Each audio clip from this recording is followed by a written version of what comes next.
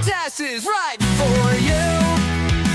Talking MMA and UFC. No Casuals is the place to be.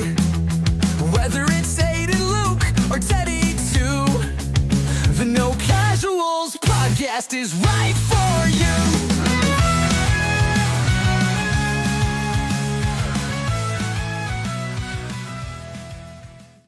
Hey guys, welcome back to No Casuals. Um, we didn't get last week's episode of No Sacrifice out. We deeply apologize for that. Stuff got really hectic on my end, especially. A bunch of stuff has come up, but I'm glad to be here with my wonderful co-host Luke. We're talking about the fights this weekend and the fights last weekend, coming off a great pay-per-view in New Orleans. What was your biggest highlight of the card, Luke?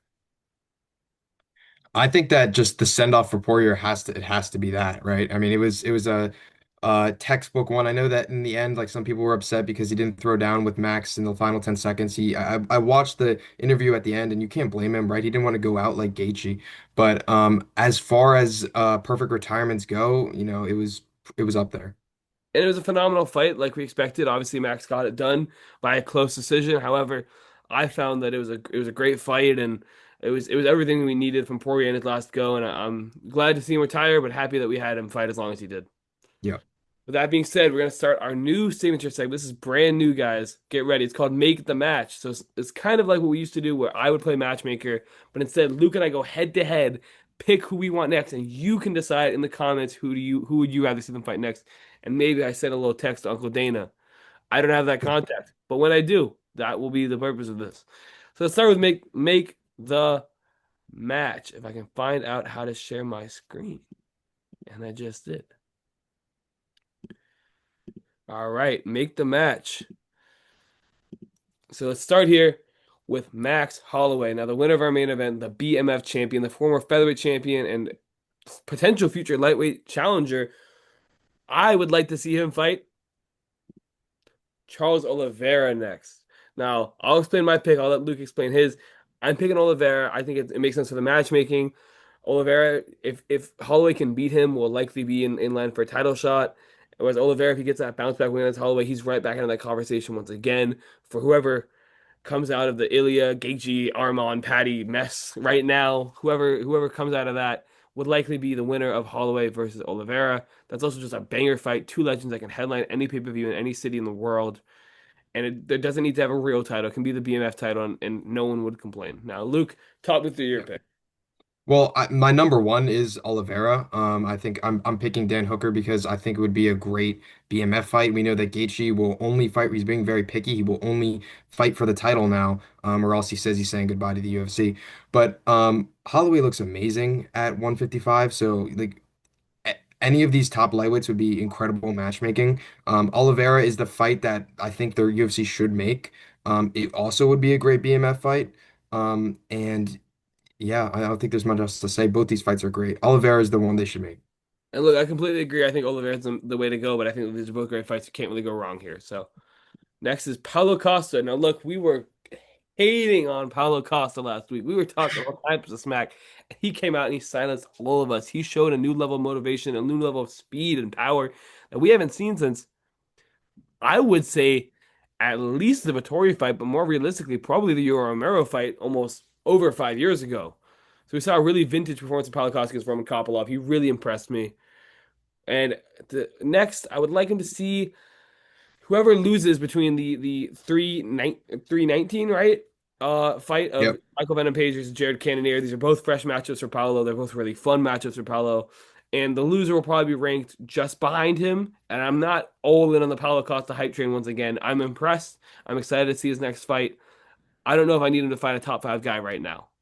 So that's where I'm at on that. But you have an interesting take on Yeah, him we fighting. disagree here. Yeah. We disagree here because, like, I think this is huge for Paulo Costa, right? He totally redeemed himself after a horrible Strickland loss. And yeah, you're completely right. We saw that vintage Paulo Costa, maybe prime. I believe he's 34, and he called out Shemaev, which, you can't shoot that high. But I think that the UFC wants to take advantage of this guy and give him the loser of a number one contender fight like Imavov Brawley. He just outstruck one of the best striking prospects in middleweight in Roman Kopylov. So I'd love to see the UFC to push him up to, maybe he's still in his prime, right? Maybe he's back in his prime, if that's possible, to fight the loser of this number one contender fight. And like, think about a striking match between him and Imavov, right? If he stays at this level, or even him and Berhalo. I know either of these could be great matchups, and I just don't think that he should be fighting lower ranked contenders when he probably has two, three more fights in the tank at this level. I have to disagree with you a little bit there, Luke, because I think that we're talking about lower level guys. We're talking about Jared Cannonier, a former challenger, a guy who's been in the division forever, a guy who has a knockout in three different weight classes. We're talking about Michael Venom Page, a guy that's only lost, what, twice in the UFC and both to title contenders.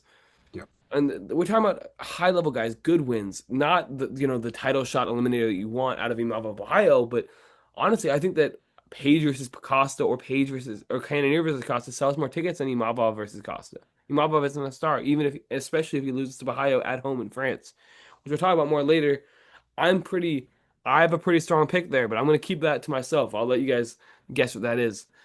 But we'll move on from that. We can disagree. That's okay. Yeah. Juicio Pitbull. I have him against Josh Emmett, and I have a big problem with your pick. I'm going to let you explain it to me first, but the reason why I'm picking Josh Emmett is that Josh Emmett's in a weird spot right now. He wins a couple, he loses a couple, he's not super consistent, but he can beat the guys that are worse than him, if that makes sense, right? I mean, Yeah. and typically everyone can, but Kevin Holland showed us on Saturday night that he can definitely lose to guys that are worse than him. Josh Emmett beats everybody that's worse than him. He beat Bryce Mitchell, he beat a bunch of guys that should not be that good. Everyone that's good at these fights, except for actually, no, everyone that's good at these fought in my memory, Yair Rodriguez, guys like Ilya Topuria, they destroy him. They beat him, right? I think Pitbull's litmus test is can you be a ranked guy in the UFC? Can you make noise in the title? Is a good guy like Josh Emmett, a guy who is really consistent and will, if Pitbull is the title contender that he says he is, will beat Josh Emmett. Now tell me about Aaron Pico. Tell me why you chose him. Well, I mean, the main reason why I chose him is because in the post-fight interview, Pitbull called him out, and Marvzar pulled out, so Pico's in a tough situation. He's trying to get his UFC debut fight, and then you have Marvzar in this whole situation. But it makes sense, right? Like, why would Pico get a number one ranked featherweight as his debut? I don't like when the UFC does that. And if Pico were to win, then give him a higher ranked opponent. But I also just think this is a good debut fight for Pico. You have two of the biggest guys from, I believe they were both from Bellator. Yeah, they were both from Bellator. And I think that has way more star power than a Mavzar fight for Aaron Pico. So maybe it's more on his side of why it makes sense. But with Pitbull calling him out, I feel like it makes sense for both sides. Look, I disagree with you. I think that both Pico and Pitbull at this point don't have the name value with the mainstream fans that a fight of this caliber, a fight this high level deserves because these are both high level guys. Pitbull, another guy we really counted out, really impressed me against Danny. He looked very, very good. Pico, I anticipate will do well in the UFC. I don't think he'll have a bad career. I don't think he'll go like Patchy Mix bad. However, I'm not certain, right? I think Evlov would have beat him. I'm hoping that when they rebook that, if they rebook that, then Evlov will beat him because I think that's the rightful number one contender. Yeah. But I think that having two guys, one who has two fights in the UFC, one and one, and one guy who's never fought in the UFC, fight in a top 10 ranked match doesn't make a ton of sense to me, no matter how good they are outside of the UFC, and especially coming from Bellator where it's super hit and miss. I don't know. I'm not sure if I love that. I would rather see Pico fight someone like the loser of Aljamain Sterling versus Brian Ortega in China, someone with a little more experience, someone with some name value that might not be at the top of their career, but can still get a win over good guys and have Picos be kind of a test for that. Would be what I would do. But I don't hate this. I don't hate this matchmaking, Luke. All right. Yeah. No, I don't hate Josh Emmett either. I think we agree to disagree, but both are good options. Yeah, I agree. Vinicius Oliveira, who should he square off against? I have him against Cheeto Vera. Now, look, I think both of our picks are phenomenal. I was torn between Cheeto and Davis, and I deliberated over it for a little while. I went with Cheeto here. I think Cheeto is a little bit more winnable for Oliveira, to be honest. And the UFC should probably want Oliveira to win. They need new contenders at bantamweight. They have three guys coming up the rankings, and they're all kind of in a logjam at the top. Figueredo's coming off an injury. I'm not sure what his timeline looks like. That's kind of why I picked Cheeto. But honestly, if they're both healthy, these are both bangers. These are both great fights. These can both headline in Exactly. Brazil in a fight night. Like, that's not a question. So, Yeah. Luke, tell me a little bit about Davis Figueroa, why you picked him. But I'm completely in support of your pick here. Yeah, I think either of these guys, it's hand in hand. And Oliveira, I think, he's probably the best bantamweight prospect. So put him up against a seasoned guy who's fought pretty much all of the top bantamweight contenders, and this can be either Chito Vera or Figueiredo. It really doesn't matter. Vera has lost three of the last four, and he's ranked seventh, so that gives a 13th ranked Oliveira a little boost up. But Figueiredo is also, I think, in the top. Yeah, he's definitely top 10. I think he's number So 6 right now, I believe. yeah, Like six. top So six or so seven. very close picks here. I don't. I think both of these are great. And I know the UFC wants young bantamweight talent in the top 10, so can't go wrong with either. I completely agree. Look, now Brendan Allen is in a weird spot, right? He got a very good win against Marvin Vettori in a close fight, in a phenomenal fight, a fight that won fight of the night, whether or not it deserved it, whatever. It was a great fight. But I'm still a little worried about his consistency here. So what I did was I put him against the loser of Whitaker versus De Ridder. Now, they like to say great minds think alike, Luke, and I think that they do because you have the exact same pick as me. Now, let's hold off on our predictions for the main event for just a little bit. But why do you think a ranking between number whatever Whitaker is, number 3, I believe, in the division, and number 11, I believe, what De Ridder is? Why do you think that numerically makes sense for number 10, Brendan Allen? Because that I would be mean, down in the rankings. that yeah. I didn't think too deeply into this. I didn't really know where to put Allen. I also think that a loss between MVP Cannonier would also make sense for him. So either one of these, I wasn't big on this decision. I don't have a concrete pick Yeah. like you or opinion like Well, you do. I think that they're both more dangerous than Allen is, to be honest, despite the ranking. I think if Whitaker loses, he'll still be ranked above Allen, so he technically would be fighting up. If De Ridder loses, he wouldn't be. But I think De Ridder is arguably more dangerous than Allen. He's more dangerous on the ground, absolutely, and I think his striking's come a long way since the UFC debut. So I think that's a very interesting fight if De Ridder loses here. But let's move on from that. Let's hold our tongues a little bit.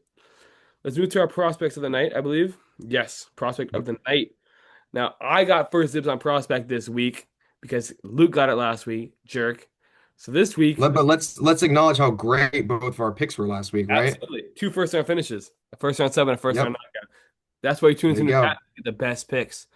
Now look, my prospect of the week this week is Carlos Leal. Now he's got a tough test in Muslim Salikov. Muslim Salikov is sneaky good. But look, the way I see it, Carlos Leal has had a really rough shake in the UFC. He fought Rinat Fakhretdinov, who's in my opinion the best unranked welterweight in the world, and I thought beat him. I thought it was pretty clear, and the decision went the opposite direction. I thought that was ridiculous, as did the majority of the fans. It's one of the few decisions I could comfortably call a robbery. He bounces back in Vegas about 5 months later on a pretty quick turnaround against Alex Morono and just beat him to a pulp, right? Morono is known for his durability, knocked him out in the first round after multiple knockdowns.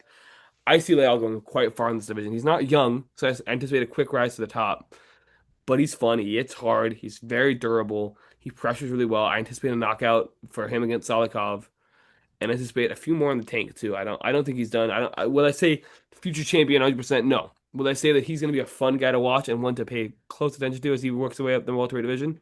Absolutely. I also think this fight is just especially interesting with Salikov coming off of that wheel kick KO. Yeah, and that's the thing is Salikov's kickboxing and karate and kung fu is so interesting. It Leo's sort of a pressure, like almost like a mini peck in Clash Royale. He just pressures and just Right, hits big shots, right? right. So it's stylistically it's fascinating to look at. It's gonna be a great fight, but I think Leo will find the pressure, get in between the kicks, and land an overhand, land a hook, land something unorthodox, and just flatline Leo Yeah. or flatline Salikov. Sorry, I'm not paying attention. I should be. Your pick, Marcus Buchecha, opening the card. This is bold, Luke. This is the first fight of the card. Talk to me about Marcus Buchecha.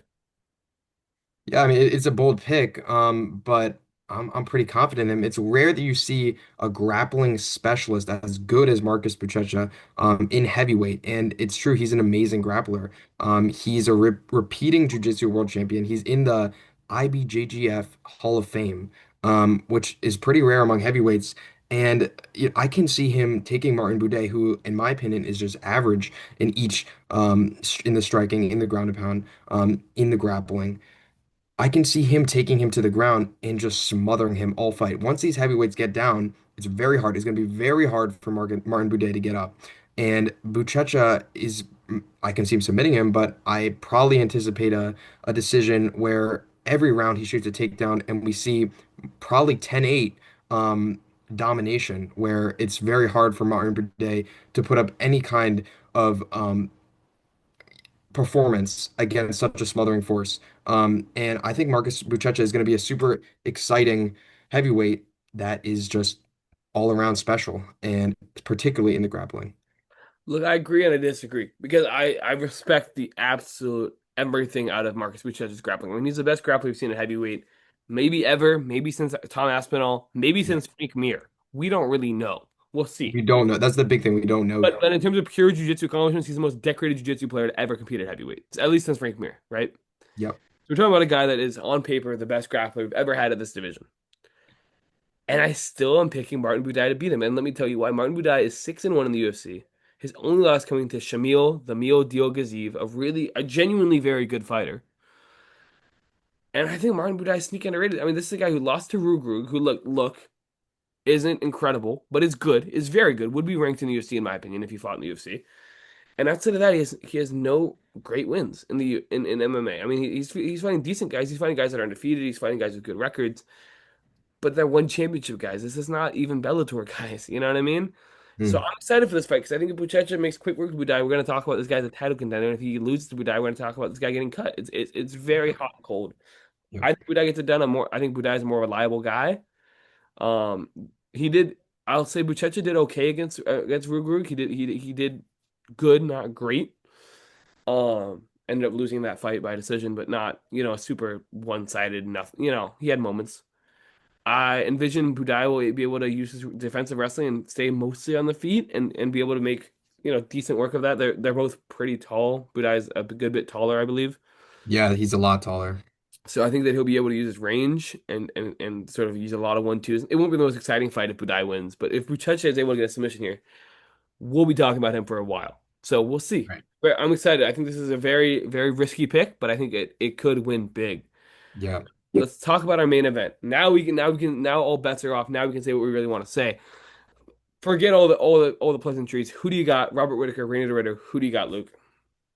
This is the first time I'm seeing the odds too, and I'm liking them. Um, Listen, so RDR is he's undefeated in the UFC, and this fight gives me those kind of that DDP vibes.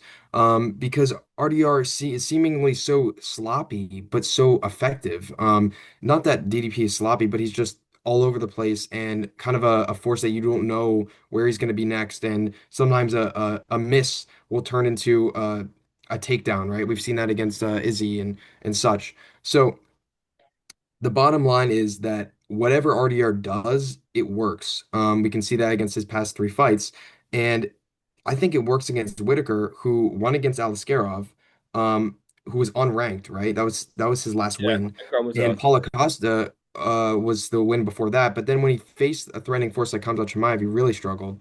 I just think this is going to be a tough matchup for him, and I guess I'm just high on Reiner De Ridder, but we'll see what happens.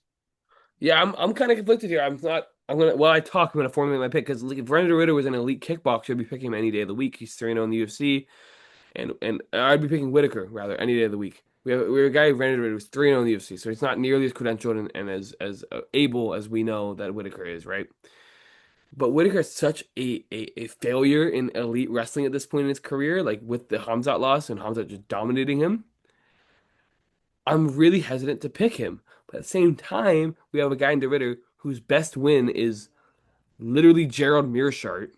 Mm, Because I would say Gerald Meerschaert's a better win than Kevin Holland right now after Kevin Holland's performance last week. And I'd say it's a better win than Bo Nickel because Bo Nickel is a completely unknown factor. We don't know how good he is. He looked terrible against De Ridder. He looked horrible. horrible. So we're talking about a guy whose best win is Gerald Meerschaert against a guy whose best win is Vittori, Costa, Gastelum, uh, at literally Romero twice, like everybody at middleweight except for Adesanya and Chimaev. And those are the only guys he's lost to, if I remember correctly, at middleweight. I believe that to be true. Yeah.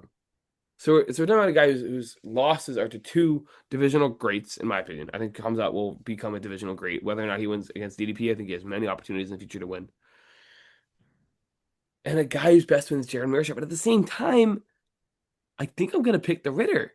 I think I am because honestly, as much as I like Whitaker and I like his story, I think the Ritter just stylistically is in such an advantageous position that, like you said, I think he'll capitalize on a miss. He'll find a mistake, and one little mistake with the Ritter, and you're done. It's it. So I think I'm gonna lean for the Ritter here, but it's a very close fight. I think the plus money for the Ritter is very good money. I think the fight should be almost even because that's how I see it. But it's an exciting fight. It's a great fight. It's a great main event for this card. And I'm just gonna have the popcorn ready because no matter who wins, it's huge for the division, and it's the middleweight division is very exciting right now. Yep. Let's talk about our co-main event. Now, we have some fans at home that are big Petr Yan supporters. We don't have many McGee supporters, which is, there aren't many right now. He's very much an unknown guy. He's somehow older than Petr Yan, who's going to be posed as the veteran in this matchup. Yep. Who do you got here, and why? I'm kind of a mess about this. I think the odds are a little misrepresentative, actually, but we'll talk Yeah. in a second. Yeah, talk to me, Luke. I agree that the odds are misrepresentative just because it would be so different if this was a 5 round fight. And I'm nervous for Peter Yan because this is a 3 rounder. The way Yan fights is that in those last couple rounds, that's where he's the strongest and he just outguns you, right? His cardio is exceptional. His wrestling's it's good.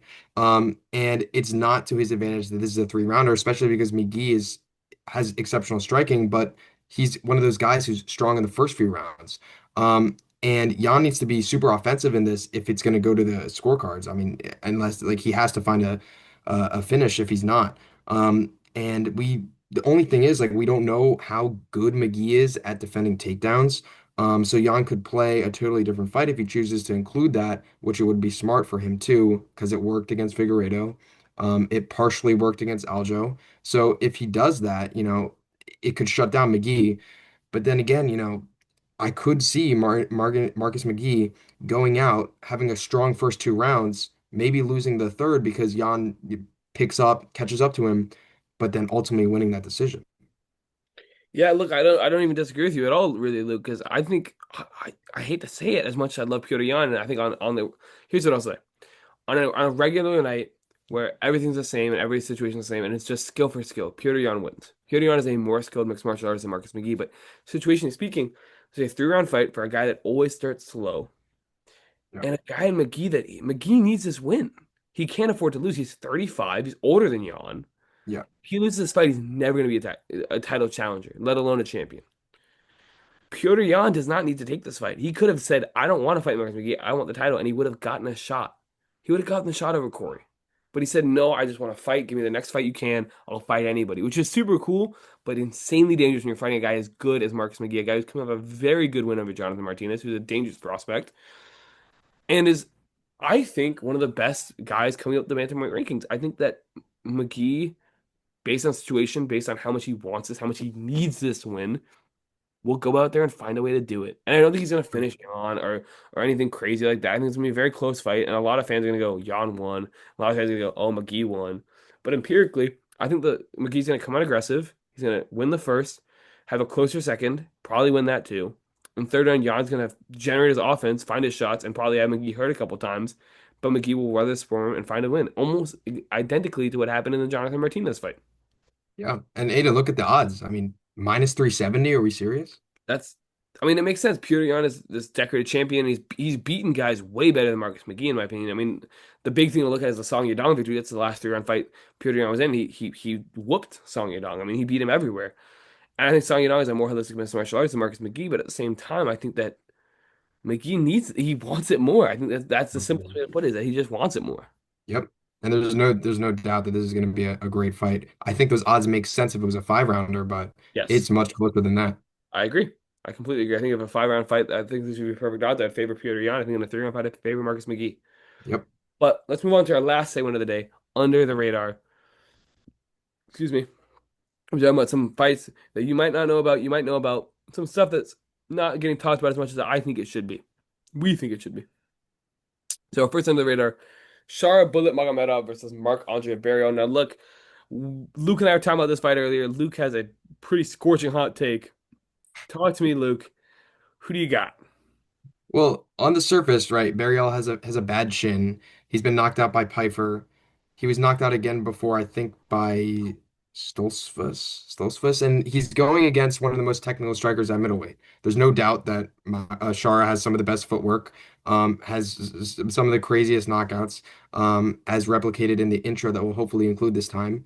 And I can see the obvious path to victory for Shara, but then again, like maybe it's the side of me that sees his last fight and how he got shut down by MVP, who is no doubt better than Barry. Um, but and like much better defense. Um, but nevertheless, it's concerning the lack of volume and his failure to implement some good cardio in that fight. Um, it's hard to pick against him in this, so ultimately, I'm gonna side with him. But or to just stick it down because sometimes Aiden, sometimes I'm right in these situations and I forget the last one. I'm waiting for you to I say, I'm waiting for you to I make had your pick, so I can either say that you're either not courageous enough to pick Burial or that you're ridiculous for picking Burial. But I'm waiting. I'll just go and bail you out. You're picking Marc-Andre Because Burial. this is gonna be one of those things where I come on next episode and I'm off the high from that pick. Look, hold on. We got a guy, Marc-Andre Burial, whose best win is Bruno Silva. I'm ready to hear it. I'm ready to hear it. Also lost to Chris Weidman. Old, old Chris Weidman. Like geriatric, like Chris Weidman behind the commentary booth, Chris Weidman. And barely lost to Chris Weidman, but he lost to Chris Weidman. And Barrio beat him in dominant fashion, but oh, he lost to Dustin Stoltzfus and we're picking against Shara Magomedov. I mean, look, I get recency bias the thing, but Shara has a win over Petrosian. Shara has a very good win over Petrosian, actually. Let's forget everything else. Forget all the other wins because look, Shara is a total industry plant. He totally is. He should not Yeah. be fighting Burial right now. He should be fighting someone way better than Burial. But Shara is getting layups, and this is one of them. This is Dana White, giving him a little cherry and hanging it over the rim and letting him just dunk it right in, windmill style, while he bites the cherry out of Dana White's hand. That is a $50,000 cherry. You know what I mean? This is not a competitive fight. This is not going to be close. Shara Bullet is going to do his thing. He's going to dominate. He's going to knock out Burial in the first or second round. Not because of a one punch knockout like in the Petrosian fight, but because of cumulative domination and a bunch of just making him quit, which is I know, and I get why the UFC did this. They want Barrio to because Shara is strong in the first, second rounds, and Barrio is strong in the second and third. Right, if it goes longer, it's advantage for Barrio. I think Shara in the third round is still better than Barrio in the third round. I just don't see a path to victory. I mean, maybe if he makes up the wrestling because Barrio has hands, he's got power. That's the one thing he has more power than Shara. So if it's a brawl, if it's just swing, swing, swing, Barrio can win. Out in any other reality, in any other universe, Shara wins. Shara just wins. He's just better everywhere else. So we'll leave it at that. We don't see eye to eye here. This is going to be very contentious next week when we have Well, our I next. see. No, I completely see what you're saying. I would just Yeah, regret if I don't didn't back pick it out because now. Don't back it's a out gut now. feeling, Aiden. It's a gut feeling.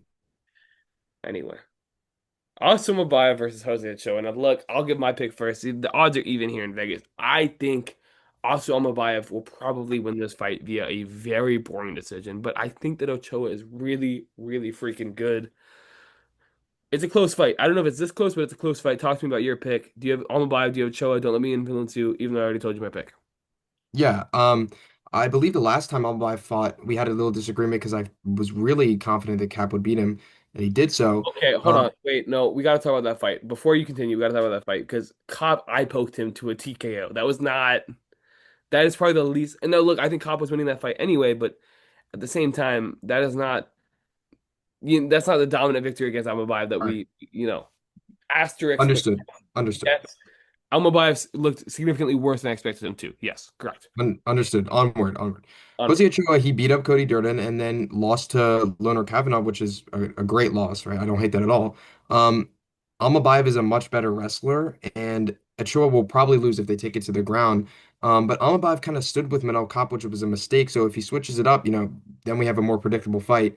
But now I understand why it's even. Jose Ochoa is a great prospect. This is probably just as even as they say it is. Um, so yeah, ultimately I'm going with Jose Ochoa though. I don't know if Almabayev was like minus 150, I'd be like, oh, maybe plus money on Ochoa is good money. But I think that with them being almost even, I would almost go for Almabayev. Almabayev is more credentialed, and look, he has no great wins. His best win is probably Ode Osborne, who's a good win, but not a great one. A better win than Cody Durden, but not significantly so. Um, and I don't know. I think that it's a close fight, yes, and I think that there's ways past the victory for both fighters, but predominantly I see a war in which Almabayev wins. Now, look, we only have a couple more. We're running out of time quickly. Oh, we're done. We're so done. Wait, are we? No, Oh, we no. got Krylov. We got two more. We got two more. I pressed the wrong button on my computer. I was gonna say there's something wrong. Krylov is fighting Guskov. We're gonna talk a lot of Guskov in the next guy that we have, the last guy we have. Um, who do you got here? Because I think I might So be this is insane. another. Go ahead. Well, I think I might be going insane because Vegas says Krylov's a favorite. Every other analyst, every other commentator says Guskov, Guskov, Guskov. I'm like, all these experts are picking Guskov. All the bettors are picking Krylov. I'm picking Krylov. I'm picking Guskov. I don't think Guskov's I don't good. like when fighters return so quickly after getting KO'd, especially Krylov, who the last time he was KO'd took a 2 year break, then lost again. And Krylov didn't just get KO'd; he got knocked out cold in the first round It by was bad. Dominic Reyes, It was and he's bad. choosing to return 3 months later. This is the worst thing he could possibly be doing. I can't pick him against a striker like Bogdan Guskov, who is, by the way, that's like the most Russian name ever. Bogdan Guskov, who Not is even Russian. super, It's not even super Russian. That's dangerous, part. super dangerous. He's not Russian. He's Azerbaijani. I mean, I think he's Oh, ethnically Russian, but he doesn't yeah. fight for the Russian flag. Krylov actually does, which is interesting. Continue. Guskov, who can strike so well, but also is very well rounded, pretty underrated. I can see him running away with the fight, and I can see this being a terrible decision for Nikita Krylov to take a fight so soon after being knocked out brutally cold in a fight that I thought that he was going to win. He Bogdan's never won by a decision. He's won, I think, like 80% of his fights by knockout. I see this could be going very poorly for Krylov. Look, I don't. I see that. I see that. I recognize that, and I hear you, and I see that. And he's plus 165 in. I know, but I just don't think Guskov's good. I mean, he lost. He has one loss in his career, right? In his UFC career, and that's to who was it? The guy who puts Volkan Ozdemir. It was Volkan Ozdemir. Mhm. He lost to Volkan, which is I think Volkan is worse than Krylov. A short notice UFC debut. I get it. First time, whatever. Since then, he's looked good. He's looked good, but he's not fought anyone good really. His best win is Billy Alicana, who we're about to talk about in a second. I think Krylov gets it done in most situations. Now, look, the short notice thing alarms me a lot. It's a big, big problem. Krylov should not be taking this fight on this short of notice. I understand. I don't know. I think Krylov gets it done. I think he gets it done with his grappling though, because Guskov's grappling has been a huge problem for him in the UFC. Krylov is actually sneaky good jiu-jitsu. I think Krylov will, throw some kicks out there, whatever, feel his range, and then eventually shoot a takedown. And from there, it'll be somewhat quick work on the ground, and he'll find a submission. However, I do think Guskov is genuinely not very good at fighting. I don't think he's particularly talented in any capacity. He has a bunch of power and he's super athletic. I don't think he's actually very technical at all. He's kind of a brawler, which is perfect for light heavyweight, but he's going to reach a cap and it's not going to fly anymore. He's not going to be able to Yeah. go with Olbergs or Blahovic's or Pereiras. He's not going to be able to hang out with these guys because they're just going to dominate him everywhere. And I think Krylov's gonna be is on the lower tier of that level of guy where like no, a reckless dumb brawler can't do much. Like Orion Span could not beat a Nikita Krylov. And I don't think Bogdan Guskov is much better than Ryan Span, to be honest, at light heavyweight. Yeah, understand. And my opinion on this fight would be completely different if the duration of which Yes. Krylov had taken time off in his previous fight, but due to that, That is an important factor. That's no, I hear where you're coming from. I recognize it. If Guskov gets the win here, I'm not going to call you ridiculous. I've got Krylov. We can disagree here, but this is not the Shara Marc Andre Barrios disagreement. Yeah, This right. is not this is not Right. next week. You might not be on the show anymore. This is Okay, all I right. understand what we're talking about. Yeah, Sure. it's gonna be Aiden and Ted. It's gonna be Aiden and Ted, who by the way is missing this week. We miss him dearly. Because of all the crazy stuff on my end, we weren't able to get him in time, but he'll be back next week. Don't worry. Don't hold your breath. But he'll be back next week. Yep. One more fight to talk about. Billy Alicana, whose only loss in the UFC is to Bogdan Guskov against Ibo Aslan, who's building a quick fan base. Now, look, we were talking about prospect of the night. Aslan's name came up. You mentioned him, and I was really sad out of the conversation because I think Aslan's going to lose in dominant fashion this weekend. I think Yeah. Alicana is better everywhere, to be honest. I think the odds are ridiculous. I think Aslan has big name value, but Aslan also has no good wins. He just lost to Kutalaba, Yeah. right? That's why this is essentially why I changed because essentially I was going with Ebel Aslan as my prospect of the night. There's so much hype behind him and such. But I did more research on Billy Elikena and I was just like, I got nervous. And at the same time, I think this fight is much closer than there's the odds are. There's another one where the odds are kind of confusing. I've been seeing from Vegas. Um, so we'll see how it plays out. But I believe all of Ibo's wins are by knockout, so he's definitely like that fan favorite in that aspect. Um, he's coming off a loss, but this is a really close fight, a fight that is also two very dangerous guys at light heavyweight. Losing to Bogdan Guskov is not a bad loss. No, no, not at all. And Elcano looked good in the first round actually Yeah, against was able to control him and do good work on the ground. And I think Elcano can be a ranked guy in the division. I don't think Aslan really can be. I think Aslan is too reckless. He's too careless in his striking. I think I mean his best friend is Anton Turkalj. Anton Turkalj is barely it's barely in MMA. I mean he's barely fighting. Like he's barely able to fight like against anybody in the world. Like Anton Turkalj might be the worst fighter to ever fight in the UFC, and that is Ibo Aslan's best win, and he barely beat him, and he actually lost him earlier in his career. Like I can't wrap my head around that. So we're talking about a guy who's fighting Billy Alcano, who lost to Bogdan Guskov, right? Who I just said is not this great technical guy, but is a UFC caliber fighter and is a ranked level UFC caliber fighter. I think he's about a Ryan Spann lower tier ranked guy at light heavyweight, and Alcano almost beat him in his UFC debut.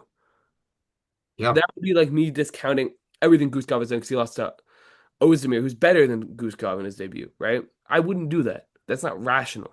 So I've got Alicana here. I've got him dominating, probably finding a submission because I think that Aslan does have good hands. He's got great power, but I think he'll overthrow, get taken down, and from there that'll be all she wrote. I've got Alicana here getting a pretty dominant finish here. I love Aslan's personality on the mic. He's fun. He's a great fighter in terms of entertainment, but I don't think he's a great fighter in terms of ability. So I've got Alicana here, and I've got him winning by submission. yeah. I'll go with the I'll agree with you. And with that, I believe that's all we have planned for today. We're almost out of time. We've got 2 minutes left. We always go to deadline, but we never cross it because we never end mid sentence. We're going to get our no segments out hopefully soon. We've got our video sent in and everything. Nikita's done his work. We just have to do ours. Um, but with that being said, we'll talk to you later. We'll see you next week for an Apex card that is actually surprisingly good. And we will enjoy our early fights on Saturday. Oh, completely forgot about the time. Good thing I Perfect. said that, huh? Yeah.